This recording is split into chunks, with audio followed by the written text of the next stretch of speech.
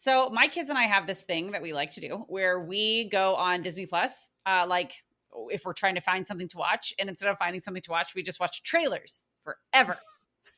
It doesn't matter if they're trailers for shows and movies that we've already seen or ones that are upcoming.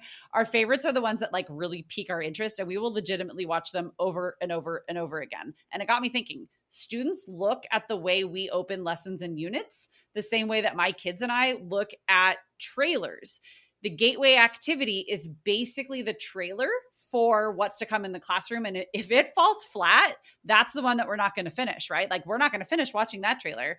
I have already lost most of our students before we even start. Which is why we care so much about it. And so one of our very favorite strategies that we want to share with you right now is a gateway activity using picture books. Picture books are the perfect little intro to big concepts and themes. They're engaging in a way that's unexpected. Here's a fun fact. We have a whole lesson ready made for you and absolutely free to download that uses the book Cloudy with a Chance of Meatballs. And we use it to introduce the genre of dystopia and all of the big ideas within it. So if you've ever been in the market for tricking and deceiving your students with something that's really engaging and fun, this is the lesson for you.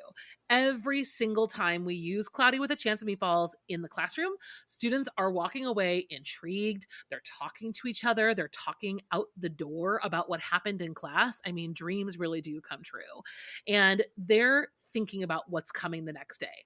All of these signs of a very successful gateway lesson.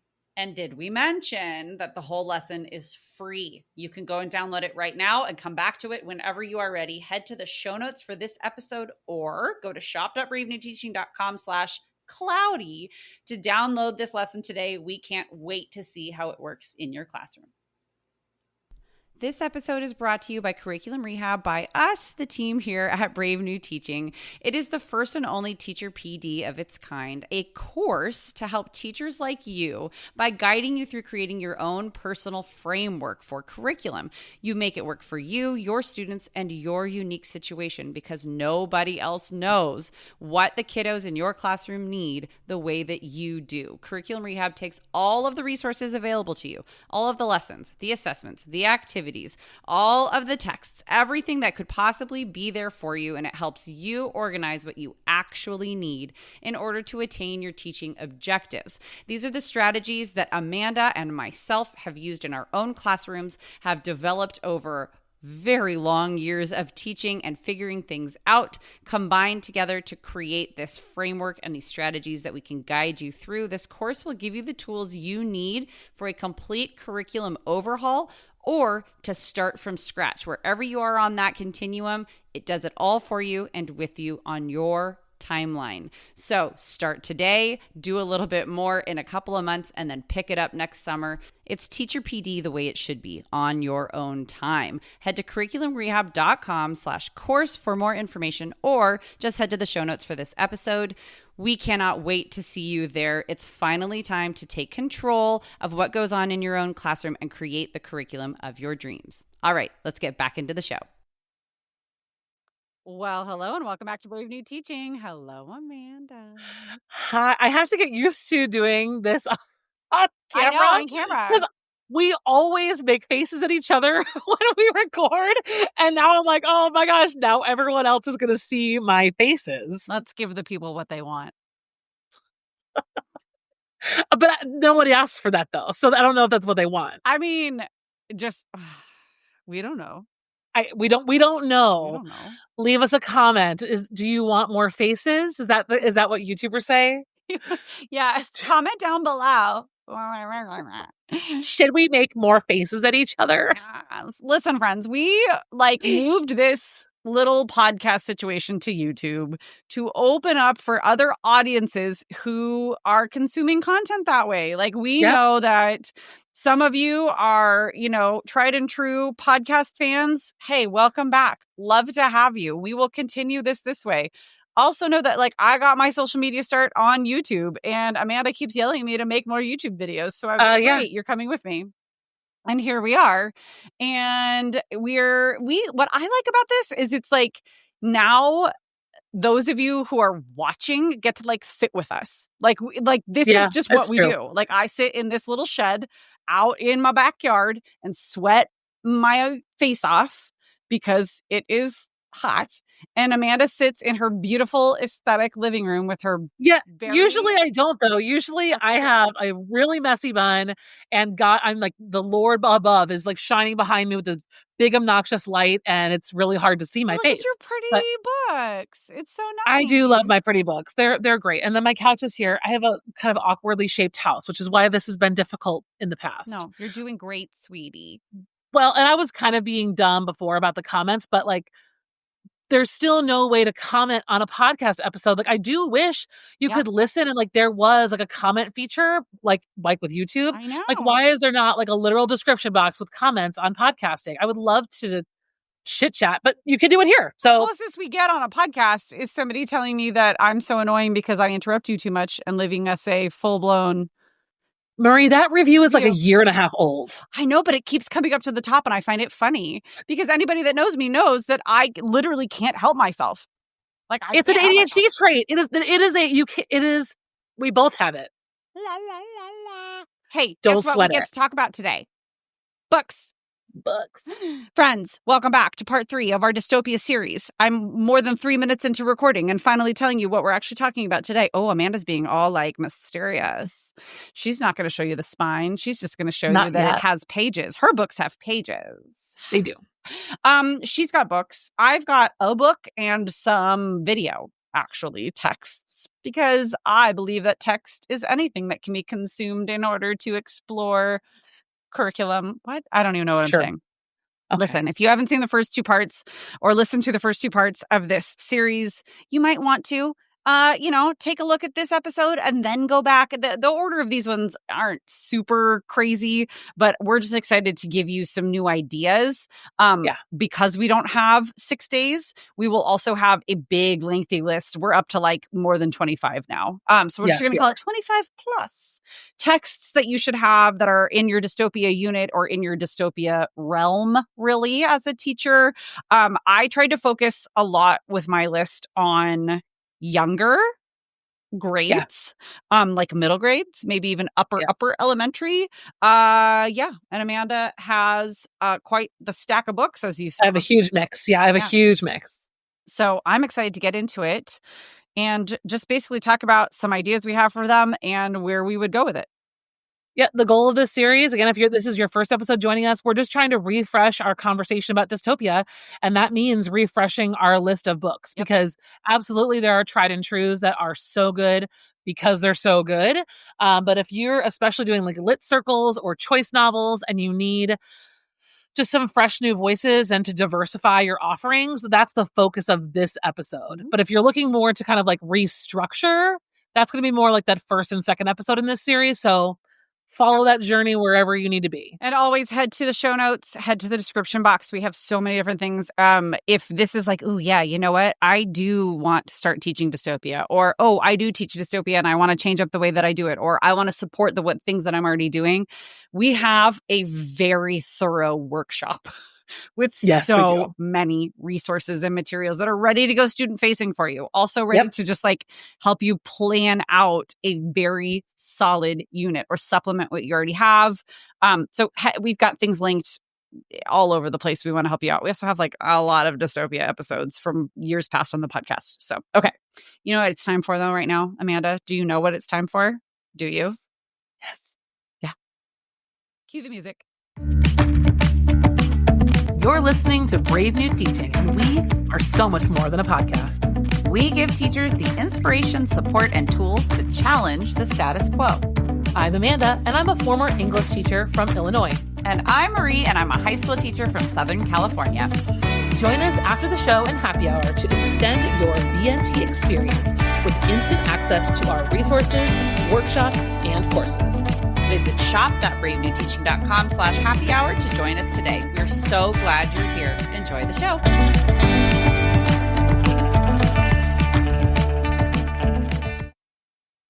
Okay, Amanda, I feel like with the stack that you were showing us, you should probably start with at least like a couple of your titles because I'm ready to jump in, but I need to see what you've got.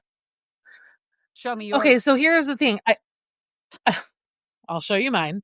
I think what I wanted to do was talk about them. I have them in two stacks actually. One, depending on the EQ. Okay. But I don't want anyone watching or listening to feel like it's like a finite. Like a lot of them could go for both and could go kind of to other EQs that are just more general dystopia. So I'll kind of tell you what I was thinking about for our first EQ, where we were kind of really investigating this idea of the post-apocalyptic, like more of a end of the world dystopia versus we're in the midst of a dystopia. Viva la Revolution. Yeah. Yes. So one middle grades book that I could share, and I know if you was listened to our good friend Betsy Spark Creativity, the Spark Creativity podcast, is that what it's called? Yeah. Right? Yes. She interviewed this author. We have not talked to this author, but Alone by Megan Freeman is gorgeous. Premise, 12-year-old girl.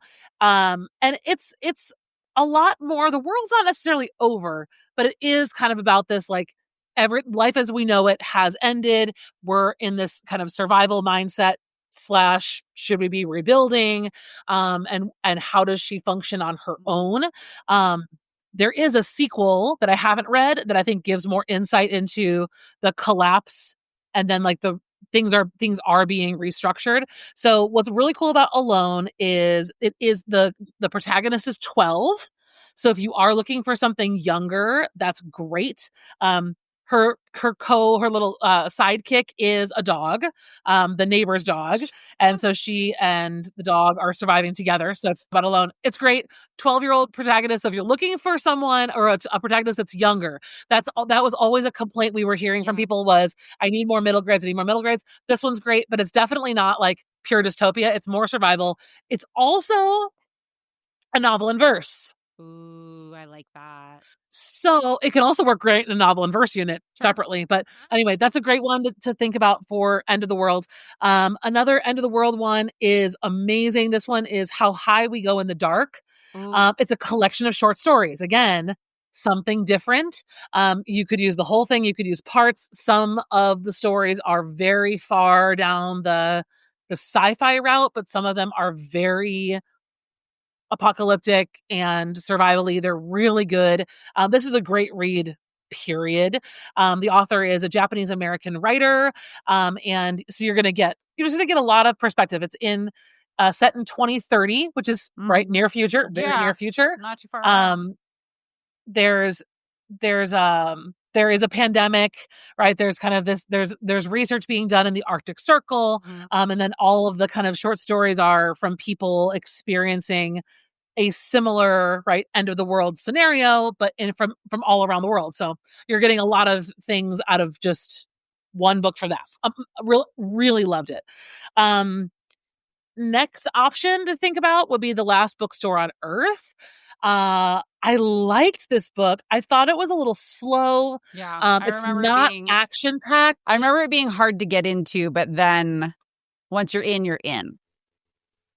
Perfect to set up a lot of the what if scenarios. Like, so the end of the world in this scenario is a yearly like acid rainstorm is coming. So you've got climate change issues. There's a lot of climate change stuff in here as well. Yeah. And Last Bookstore on Earth is, I would say YA, right? That would be that. I wouldn't say middle grades. I would say it's more YA. And the protagonist is really wrestling with the ideas of survival and rebuilding. I mean, that's the heart of it. Very It's not really dystopian. Yeah. No, the world is ending because of the climate. There's not like government structures to deal with here other than like. That's true. Yeah. Not in that one. Well, other than the fact that does that spark any ideas for you? I mean, yes. Well, so a lot of the things that I've been looking at, I had a few books that I was looking at, and then I was kind of like, and this isn't really dystopia. This isn't really like, I just had some that it's like, this is more fantasy. This is more sci-fi. Like, this isn't really dystopia. And so the texts that I have looked at are more like they would work really, really well as supplementals and as like intro gateway texts, if Okay. you will. So we actually in our last episode talked about the Barbie movie, and I had that down, and then You're stealing it. That was mine. well, I forgot that I had that down, but I will go back. You can talk about it more if you want to. But movies like that, where the world is literally shiny and perfect until it's not, fantastic, wonderful, love So it. good. Edward Scissorhands is another example. That is definitely for older kids. Yeah. But like those Pleasantville, which I think I've Yes. talked about before in We a have. previous episode. Yes. Those sorts of films are phenomenal. Jurassic Park is one that I had thought about, and then we started talking about it earlier in this series. And because I was like, that's more sci-fi, but it's also got those elements of like using technology. Idealism. Well, Yeah. and of God complexes, right? Of like, Yep. like what is the ethical of the, it's got the Frankenstein question, right? What are the ethics of just because this technology exists? And I, again, cannot wait to talk about AI in happy hour. So like happy hour friends, get ready, because this is what we're going to talk about. Because what is Jurassic Park if not a form of AI? That's like that's gonna be my thesis. But I have one book on here, and it's actually sitting behind me, so I'm gonna grab it. And it is definitely for, sorry, Oh, I'm she dropping all sorts fell. of things. It is The Last Kids on Earth. Have you or your kids looked at this series at all? Nope. Did they watch it on Netflix? No. So my kids started watching it on Netflix first, and then we're like, wait a minute, this is books. It's graphic novels. Oh, nice. This isn't the graphic novel. This is the regular novel, but there is a graphic novel version. I must have grabbed the wrong one off of his shelf. So this one is definitely a older upper elementary, middle grade, easy read. Like it's one of those like really approachable. You could even excerpt it a little bit because it is very simple, but it's literally like it's the zombie apocalypse. It's over. Everything's over. Love Now, it. what do they do? Do they survive? Do they rebuild? What is their choice going to be? I love it. And it's about friendship. It's about all of the honesty and a lot of different things. I quite enjoy this one. And then I've got a couple of TV shows.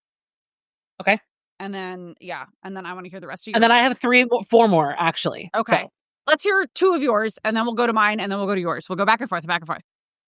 Okay, one that I mentioned in an earlier episode that I don't have a copy of because I just lent it to somebody is Station 11. Oh, yeah. Station 11's amazing. There's also a really good series on HBO Prime. I have no idea. Series that's just as good as the book, optional, like would be really, really good. Okay. Station 11's amazing. For both, I would say it's a hybrid, it's a both situation. Okay. Sanctuary also has a sequel. Haven't read the sequel yet. Sanctuary gives internment vibes, which if you haven't already listened to our work on Camp BNT, the thing about Sanctuary and internment is that they imagine a very near future that is a government is in power, and the biggest tool at the helm is the division of people based on race and based on economic status. And by dividing the people and segregating the people, they are continuing to kind of amass power in that way. The protagonists are women of color in both of these stories, and they are the stories of the hope, bravery, and exceptional brilliance of these people. And I just really love the voices about what happens when xenophobia takes over. They're really cool. Sanctuary, you get a lot of the dystopian kind of society and government control through bits and pieces, because she kind of hears it. She's on a journey, right? So she's trying to get to the sanctuary state, which is California. California actually secedes from the Union in this novel, which is like hilarious because I really do think that that's possible.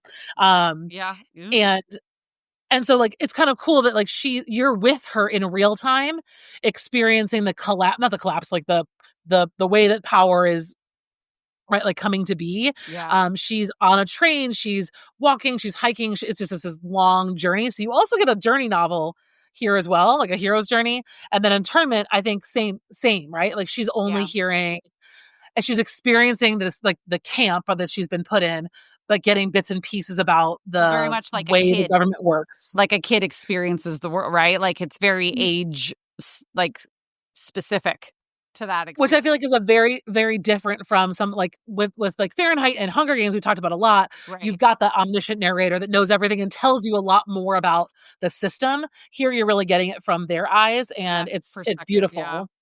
And then I had to reread this one. Approach with caution. I mean, all of these approach with caution. They're going to give you gut rot. They're going to feel so close to home. But Parable of the Sower is stunning. Octavia Butler. I've talked about Kindred. I don't know that I've talked about Parable. I But think just in passing. Yeah.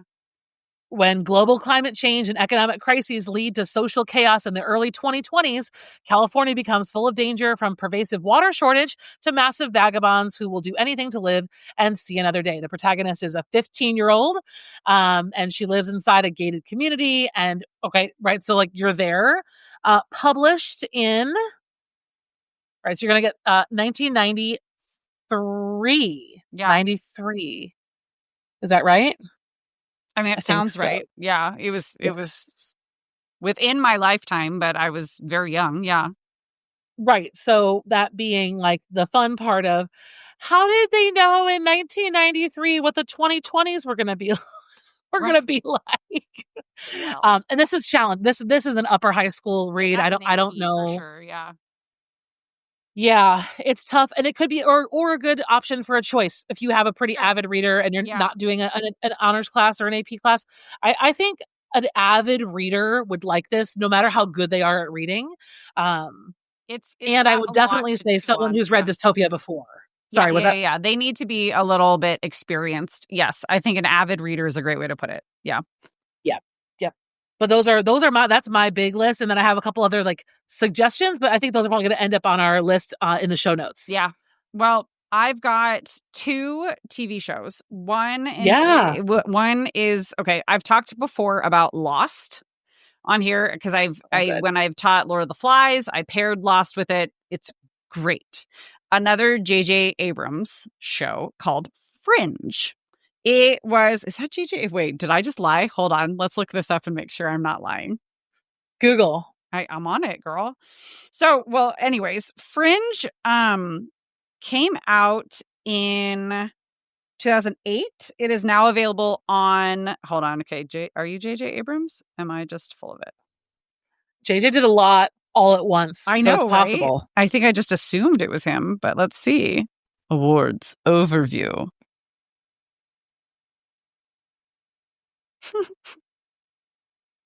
It doesn't say. We'll look it up. Either I've assumed it or I'm correct.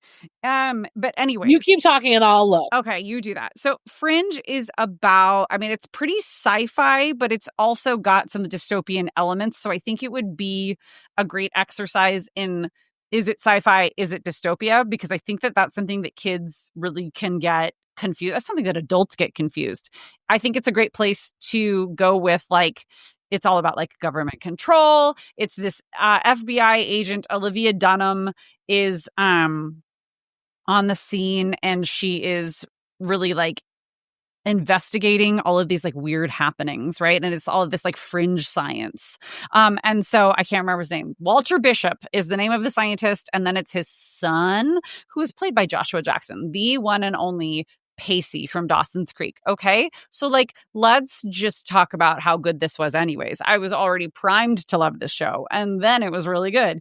But even just the first episode is great because it's got all of this like mystery and like the withholding of information and scientific discovery, and like, should we use, just because we can, should we use things, yada, yada, yada. And it's got like this seedy like organization that's using science for evil, yada, yada, yada. That one is really, really good as like a gateway. Another good gateway, or even like I could see it midway through a unit. It's an episode of The Simpsons. It is one of their Treehouse of Horror episodes, which is like their yearly Halloween episodes. Actually, my son helped me think of this one because he was like, have you seen the Hunger Games Simpsons? And I was like, probably.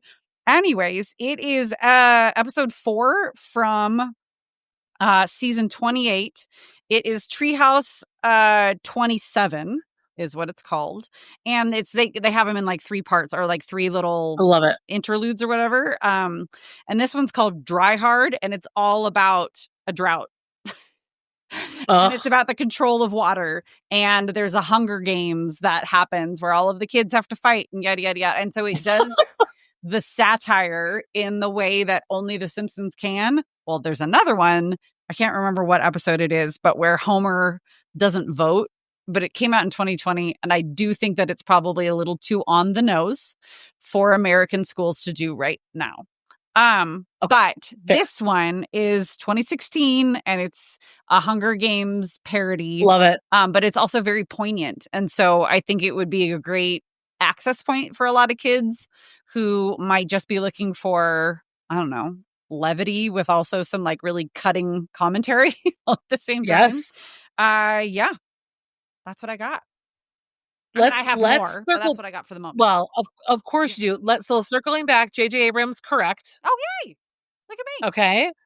That's note number 1. Note number 2 is we have mentioned the Hunger Games in every single episode in this series, and I want to say this might be a great time to revive it. When we talk about on the podcast before, I think it's really important to remember that if you have some really challenging skills to teach, like let's say your kids are struggling to do literary analysis, like to really get to the other side of like using evidence to make a claim and like actually be convincing and unique and thorough about it. One of the best ways to do that is to do it with a text that's very accessible. Absolutely. Like give them the kind of text that they can move with. Yeah. Hunger Games, Sunrise on the Reaping, like pick your fave. This might be a good time to think about that. And I don't know, maybe even there's a film novel comparison unit that you want to do. And I don't know, I don't think if it's the novel we keep coming back to. Well, no, it is. And Fahrenheit for me too. Yeah. Like if those two are classics, I mean, there's no reason that you wouldn't want to keep those on your list. No, I totally agree. I also think that it's a great idea to look at things that we know are very popular. Like Neil Shusterman has some 100%. Different series. Dry. Specifically, yeah. Scythe, or like Scythe is now a graphic novel. So like maybe you don't have the time. That's the other thing too, is like we really do. I'd love to live in an ideal world, right? Where we can a utopia, if you will. Where we can all read the books and take the time and read multiple books and have the conversations. And that's just not reality. Like, it's just not reality. Yeah. Also, I would get burnt out on it. So I can only imagine how a 15, 16-year-old brain would get. Pull in different versions of these stories so that they can have more access points, but then go with the depth with something that it needs you as the teacher to be there with, right? So like there's no harm in bringing in a lot of supplemental texts and excerpts and little pieces of things. That is not necessarily breadth, that is access points, and then take that depth with something that needs you. With your EQ. Yes. With your EQ, right? or with something that you're all doing together, that students will benefit from guidance of an instructor or something. Yeah. So just the EQ drives the depth because, right, it's what begs the question, so what? Yeah. So what? This is a dystopia. Great. You know all the elements. Great. You know that there's juxtaposition. Great. So what? Why does this matter? How does it work? Yes. Why does this matter? What does this have to do with blah, blah, blah? Yeah. Essential question here. And then your kids are brilliant and you move on, rinse and repeat for the next unit. Exactly. And we've just planned your whole year for you minus the other units. But you get the idea. Yes. Okay, friends, I want to hear from you all what some of your favorite, either new to you or new to the world texts are, because apparently I'm just watching a lot of TV. That's just where I'm at right now. Apparently. Have you watched Station 11? No. You need to watch that next. No. Or no, maybe read it first. It's so good. Okay. I was late to the game with Station 11 and I kind of hate myself for waiting so long. Listen, I'm the latest. I think that's But yeah, my let favorite. us know, what are you watching? What are you reading? What are you Yes. listening to even? And let's share the wealth, because I feel like, yeah, I just want to do a ton of like Instagram reels now on different dystopia books. Just be like, and this one, and this one, and also this one. And I want to talk about the Gracier until I'm blue in the face. So And don't forget to listen to, we'll link it below too, but don't forget to listen to our episode with Samira Ahmed about internment. We Oh do my talk a gosh. lot in that episode about genre and the dangers of classifying internment specifically as a dystopia. Right. So it's a double episode actually. It's 2 parts. That one will give you ideas. Brilliant and thoughtful. She's so and amazing and a former teacher. So there you go. Yep. Okay, friends.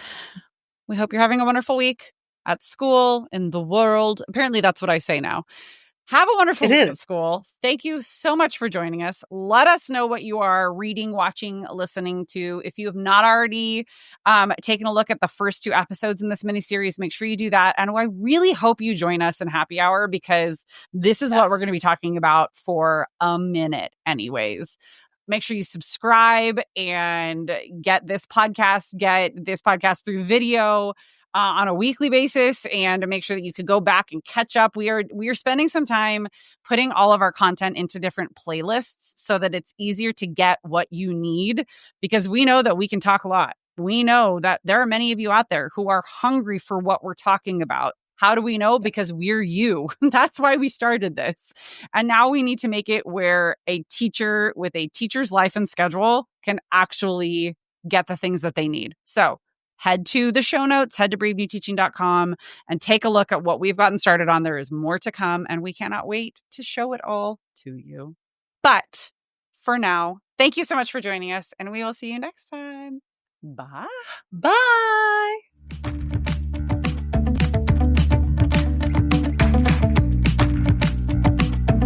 Thanks again for listening to Brave New Teaching. We'd love to keep the conversation going over on Instagram. And while you're there, check out the links in our bio for the most up-to-date events going on in Happy Hour and the Brave New Teaching community. Thanks for being here, and have a great week at school.